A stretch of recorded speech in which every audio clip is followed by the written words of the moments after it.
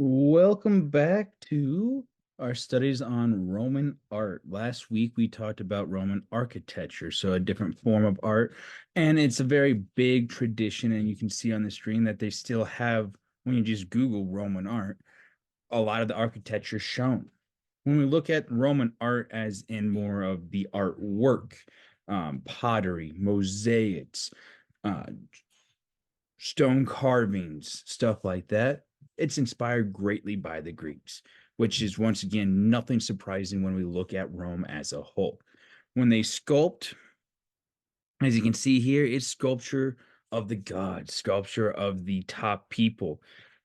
The Romans want their sculptures to look perfect. They want themselves to look bigger and grander than most people around them.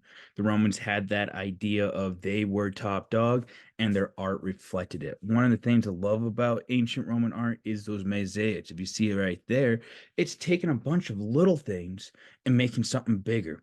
It's stained glass windows. It is, shoot, it's puzzles now. It's all these things where it's a bunch of different little things that you come together for a bigger picture. It looks so cool, and one of those ideas where I don't know how well I would do with it, so I find it even more awesome that they've done it.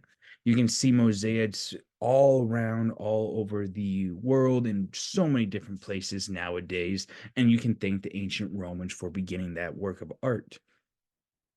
Their columns, once again, the column of Trajan. So if we Roman Trajan column, when we look at that, it is structures. It was their highlight reels. You can look in and see the different carvings within those stone structures, helping them just showcase all the conquests, all the amazing things they did. When we look at the emperors, they were probably the closest things Romans had to gods on earth. They didn't see themselves as God on earth. Some did, but like as a whole, we knew that the people were, you are a human being, you are a person, but they were larger than life. And the ones who conquered, the ones who expanded, the ones who made Rome better were the ones who showcased all their talents in the many buildings, in the columns, in the carvings of said columns. By late Rome, we have the emergence of the church.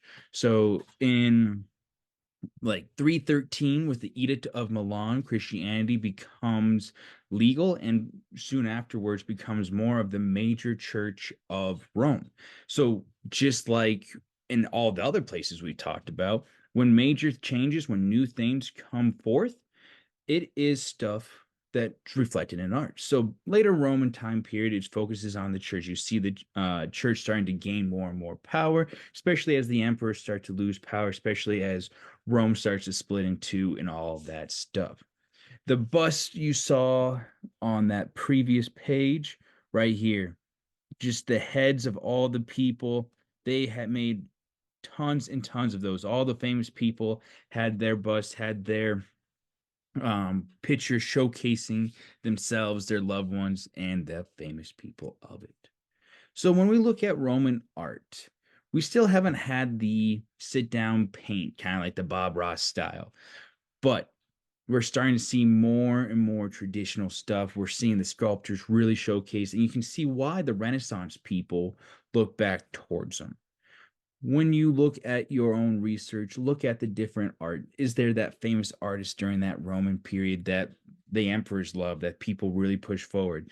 Because you can see paintings like this reflecting Greek and Roman time periods. That's mostly from the Renaissance era. So as we go through, make sure you watch this video, which by now you should already have done. Do your research, check out that discussion post, reply to two others. If you need my help, feel free to ask. Otherwise, have fun and good luck.